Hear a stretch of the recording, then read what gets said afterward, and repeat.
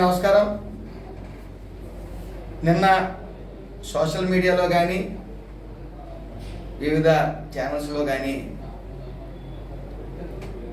Teleconference మీటింగ్లో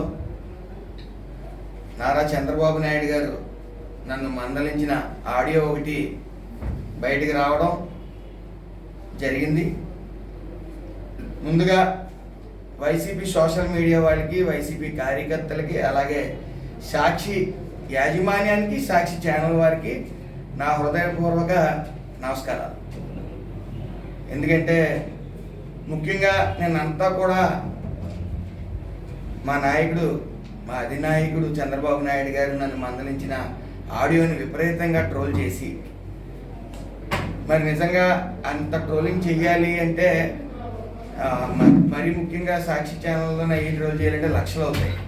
మరి ఉచితంగా ట్రోల్ చేసి మరి ఆ విషయాన్ని ఇక్కడ ఎమ్మెల్సీ ఓటర్లందరికీ తెలియజేసి సుమారు 26% ఉన్న ఓటింగ్ శాతాన్ని 41% తీసుకెళ్ళి మీ అందరికీ నా హృదయపూర్వక ధన్యవాదాలు. సాక్షి ఛానల్, ముఖ్యంగా సాక్షి ఛానల్కి, వైసీపీ పేటీఎం బ్యాచ్కి, వైసీపీ కార్యకర్తలకి అందరికీ నా నమస్కారాలు. Thank you. ఎందుకంటే ముఖ్యంగా మా రాష్ట్ర ముఖ్యమంత్రి నారా చంద్రబాబు నాయుడు గారు ఎంత విలువలతో కూడిన రాజకీయాలు చేస్తారో రాష్ట్ర ప్రజలందరికీ తెలుసు.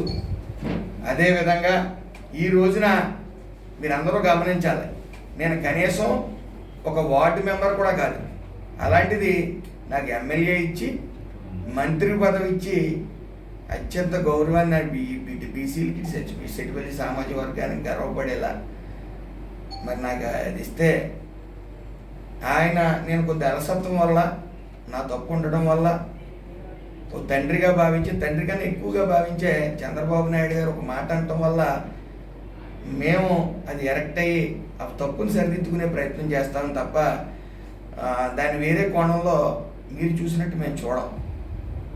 ముఖ్యంగా చంద్రబాబు నాయుడు గారు అలాగే ఒక విషయాన్ని, ఒక టీచర్ ఉంటారు, స్టూడెంట్కి మందలించడం కానీ కొట్టడం ఎందుకు చేస్తారు? బాగా చదువుతాడని, వాళ్ళ శ్రేయస్సు కోసమే.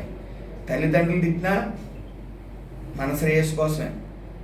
ఇంకోటి గమనించాలి, ఇదే కాదు, నారా చంద్రబాబు నాయుడు గారు పార్టీ విషయాలు ఎంత క్లియర్గా ఉంటారో, వ్యక్తిగత విషయాలు కూడా కింద స్థాయి నాయకులది ఆయన క్లియర్గా చూస్తారో.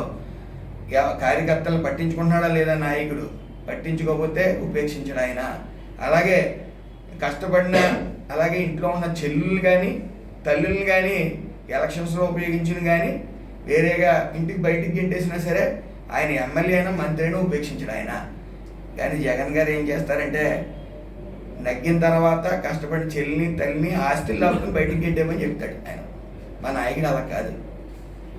కాబట్టి ఇందులో బాధపడవలసింది ఏముంది? మనం తప్పు చేసినప్పుడు అది సరిదిద్దుకోవాలా, సరిదిద్దుకునే ప్రయత్నం నేను చేయాలా. మరి మీరు మంచో చెడో మీ ఏడుపులు నాకు దీవెనలు అవుతా ఉన్నాయి, ఈ సాక్షి ఛానల్ కానీ, వైఎస్ఆర్సీపీ కార్యకర్తలే కానీ. మరి సుమారు 26 ఉన్న శాతాన్ని మీరు అమాంతంగా 41% పెంచారు. మరి మీ మేలు మర్చిపోలేనటువంటి, ఎప్పుడు మీ ఆశీస్సులు నాకు అలా ఉండాలి. అలాగే మీరు చిన్న విన్నపం ఏంటంటే, మీరు ఈ సాక్షి ఛానల్ కానీ, వైసీపీ నాయకులు కానీ 5 years back, 6 years back photo నాకు ట్రోల్ చేస్తూ ఉన్నారు. సరైన ఫోటో మీ అందరికీ అందజేస్తాను. దయచేసి ఈ మధ్య ఫోటో షూట్ పెట్టి మీకు అందజేస్తాను, అవి పెట్టండి, ఇబ్బంది ఏమీ లేదు. అదేవిధంగా మీరు అసత్య ప్రచారాలు చేస్తారు, నిత్యావసర సరుకులు పెరిగిపోయినాయి అని. అలాగే మీరు నోరిప్పితే అబద్ధం, మీ నాయకుడు అబద్ధాలు కోరు, దాన్ని మీరు కంటిన్యూ చేస్తారు. మీరు ఒక్కసారి ఓటేయండి అంటే జనం ఓటేసి ఎంత పొరపాటు చేశారో గ్రహించి మీకు 11 సీట్లు పరిమితం చేశారు. అయినా బుద్ధిరాదు మీకు. కాబట్టి ఇందులో నిన్న జరిగిన దాంట్లో నేను నేర్చుకోవాల్సింది చాలా ఉందనేది నేను గ్రహించాను. కాబట్టే ఇక మీదట ఏదైనా సరే అలసత్వం అనేది ఉండదు. నా పట్ల అలసత్వం ఉంది కాబట్టి మా పెద్ద ఆయన తిడతారు, అవసరమైతే కొడతారు, భరించడానికి సిద్ధంగా ఉన్నాం. ఏ నాయకుడికైనా జీవితంలో కావాల్సింది ఏముంది? మంత్రి పదవి. రాజకీయంగా ఉన్నప్పుడు మంత్రి పదవి ఉన్నత స్థానాన్ని కలిగించిన మహనీయుడు ఆయనకి ఆయన తిడితే అదేదో పెద్ద మందలిస్తే అదేదో పెద్ద ఇష్యూ కింద నిన్న నుంచి ట్రోల్ చేస్తూ ఉన్నారు. అయినప్పటికీ మీ ట్రోల్ చేయటం, మీ విమర్శలు, మీ ఏడుపులు నాకు నా పాలిట వరమైంది.